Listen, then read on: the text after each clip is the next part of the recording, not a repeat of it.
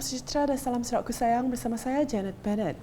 Memulakan berita malam ini dengan laporan mengenai Agrobank menyerahkan peruntukan zakat sebanyak RM275,626.57 kepada Kerajaan Sarawak melalui tabung Baitulmal Sarawak TBS. Ketua Pegawai Eksekutif Agrobank Tengku Ahmad Badli Shah Raja Hussein, Agrobank berkata penyerahan zakat itu menunjukkan kerjasama dan perhubungan baik antara Kerajaan Sarawak bersama Agrobank.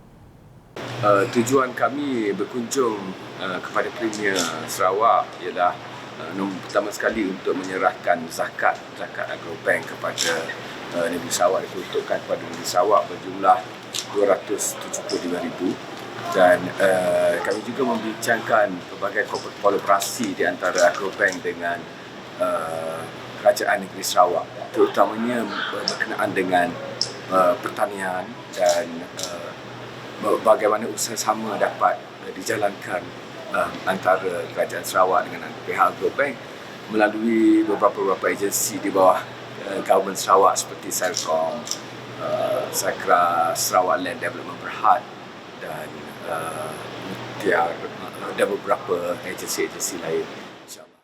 Beliau berkata demikian ketika ditemui media selepas membuat kunjungan hormat kepada Premier Sarawak Datuk Patinggi Tan Sri Dr. Abang Abdul Rahman Zuhari Tun Datuk Abang Openg di Wisma Bapak Malaysia di Kuching pada Jumaat. Jelasnya lagi, Datuk Patinggi Tan Sri Abang Zuhari amat mengalu-alukan kolaborasi ini dan kerajaan negeri akan memberikan kerjasama yang erat. Tambahnya, Agrobank akan menubuhkan sebuah lagi cawangan ke-17 di Sarawak iaitu di Tanjung Manis pada akhir tahun ini. Turut hadir dalam kunjungan hormat itu ialah Pengurus Besar TBS Datuk Abang Muhammad Sibli Abang Muhammad Naili. Sejurus selepas itu, Premier Sarawak menerima kunjungan hormat daripada Ulama Melayu Universiti Oxford Datuk Dr. Afifi Al-Aqidi. Tujuan kedatangan beliau ke Sarawak adalah atas jemputan sebagai panel penemu duga calon untuk program sabbatical Sarawak di Oxford Centre for Islamic Studies (OXIS), United Kingdom. Datuk Dr. Afifi ini merupakan ulama Melayu di Universiti Oxford dan serba berkebolehan dalam pelbagai bidang keilmuan. Beliau mencipta sejarah apabila menjadi rakyat Malaysia pertama yang dilantik mengajar di universiti termasyhur di dunia itu. Sejak tahun 2010, beliau telah diiktiraf dalam senarai tahunan 500 orang Islam yang paling berpengaruh di dunia. Turut hadir dalam kunjungan tersebut Timbalan Menteri Utiliti dan Telekomunikasi Sarawak Datuk Dr. Abdul Rahman Junaidi dan Dr. Farhan Nizami dari Oxford University. Berita seterusnya, Kerajaan Sarawak mengiktiraf inisiatif-inisiatif yang dihasilkan oleh para penjawat awam dengan menyediakan pelbagai anugerah dalam penghasilan idea-idea baru yang inovatif dan kreatif.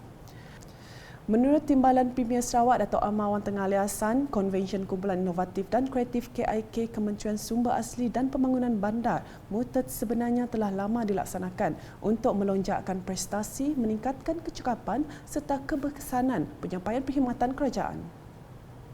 Oleh itu, melalui idea-idea dan inovasi terbaru yang mereka hasilkan, seharusnya dipertimbangkan untuk digunakan dan diaplikasi di dalam penyampaian perkhidmatan dan sekiranya memberi satu impak yang positif kepada kementerian, jabatan dan agensi masing-masing. Justru itu, saya ingin berpesan kepada kementerian, jabatan dan agensi supaya terus mendukung dan memudayakan program inovasi dan kreativiti di dalam organisasi masing-masing.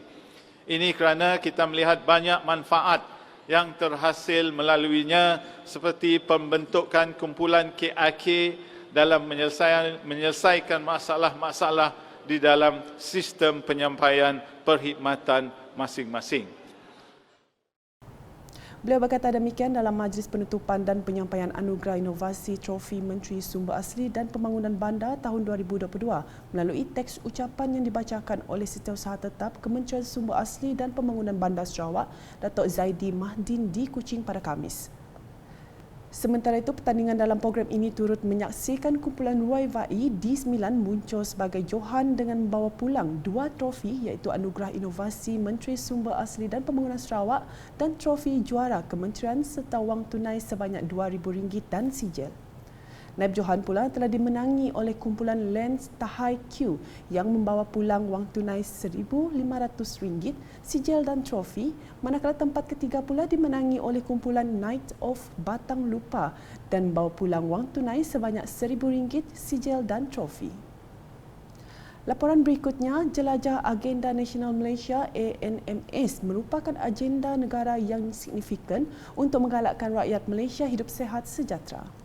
Duta Khas Perdana Menteri ke Jepun, Republik Korea dan Taiwan merangkap Ahli Parlimen Serian, Datuk Seri Dr. Richard Riyad Jaim berkata, selain ANMS, inisiatif saringan kesihatan kebangsaan juga menggalakkan rakyat Malaysia tampil melakukan saringan kesihatan. Ini kerana menurutnya saringan kesihatan merupakan satu pelaburan pada masa hadapan. Beliau berkata demikian semasa merasmikan Jelajah Agenda Nasional Malaysia Sihat peringkat bahagian Serian tahun 2022 di Serian pada Jumaat. Turut hadir Residen Bahagian Serian Selamat Jati Yanjah, Pegawai Daerah Serian Lim Hock Meng, Pegawai Kesihatan Bahagian Serian Dr. Sharifah Norashikin Wan Ahmad dan Ketua Polis Daerah Serian DSP Aswandi Anis. Dalam pada itu, beliau menyeru semua penduduk di Serian untuk tampil melakukan saringan kesihatan, terutamanya golongan yang berumur 40 tahun ke atas.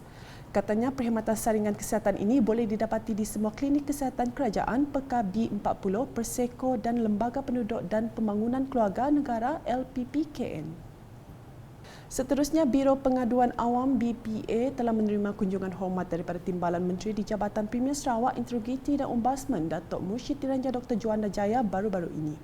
Lawatan ini telah disertai oleh Pengarah Unit Integriti dan Ombudsman Jabatan Premier Sarawak, Unions, Pengarah Unit Audit dalam Jabatan Premier Sarawak dan Pengarah Jabatan Audit Negara Sarawak. Datuk Dr. Juanda menyatakan bahawa antara matlamat kunjungan ini adalah untuk mengeratkan hubungan Unions dan BPA dalam memperkukuhkan perkara-perkara berkaitan Ombudsman. Beliau juga menerangkan kesungguhan Kerajaan Sarawak dalam perkara-perkara berkaitan dengan integriti dan ombudsman seperti mengadakan program Community Integrity Building untuk menjadikan rakyat pemantau kepada pihak majlis tempatan. Berita dari Bintulu, e-sukan merupakan sukan yang popular di kalangan belia dan mempunyai ramai peminat di negara ini. Timbalan Menteri Infrastruktur dan Pembangunan Pelabuhan Sarawak, Pembangunan Pelabuhan Datuk Majang Renggi berkata, beliau percaya e-sukan mempunyai potensi tinggi untuk menjadi industri yang membangun. Jelasnya lagi, beliau yakin e-sukan ini turut akan memainkan peranan yang sangat positif dalam pertubuhan ekonomi masa depan Sarawak bagi menjana pendapatan dan penciptaan pekerjaan. Ujarnya lagi, salah satu kelebihan e-sukan yang paling jelas ialah keterangkumannya serta memberi peluang kepada atlet yang kurang upaya dan sekatan pergerakan untuk bersaing di peringkat yang sama dengan atlet yang mampu. Beliau berkata demikian semasa majlis perasmian Mobile Game Honor of Glory Exchange Competitions 2022 di Times Square, Mega Mall Bintulu pada Khamis.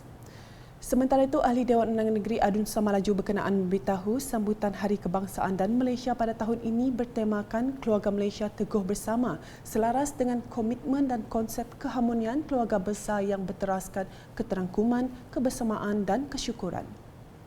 Dalam pada itu, Ahli Dewan Undangan Negeri Adun Tanjung Batu, Johnny Pang telah meluangkan masa mengadakan lawatan ke Sekolah Menengah Kebangsaan Bintulu bagi meninjau keadaan bangunan sekolah yang akan dinaik taraf. Sekolah tersebut merupakan sekolah yang mempunyai bilangan murid paling ramai di mana ia menempatkan seramai 3,402 orang pelajar dan 197 orang guru. Actually, all these things, what we do, need to get the consent from our education department. So this is one of the things. I actually, when we do naik taraf to ada sekolah ke apa, Kementerian try to accommodate us. We are not interfere with the education. We just naik taraf for the facility of the school. And then I hope Ministry of Education will give more funding to our Sarawak school. Beliau berkata demikian ketika berucap semasa mengadakan lawatan ke SMK Bintulu baru-baru ini. Dalam majlis itu, Johnny Pang turut menyerahkan dokumen projek kepada kontraktor dilantik sebagai simbolik penyerahan projek transformasi luar bandar RTP. Antara skop projek itu merangkumi kerja-kerja membaik bumbung, paip, pintu dan tingkap selain pemasangan singki konkrit serta cadangan bilik persalinan baru dan cadangan dinding konkrit baru untuk laluan pejalan kaki ke bilik darjah. Sekian edisi malam bersama saya, Janet Bennett. Berita lebih lanjut boleh didapati di semua platform media sosial UKAS termasuk portal ukas.sarawak.gov.my dan UKAS channel di YouTube. #menjebak fakta, salam UKAS.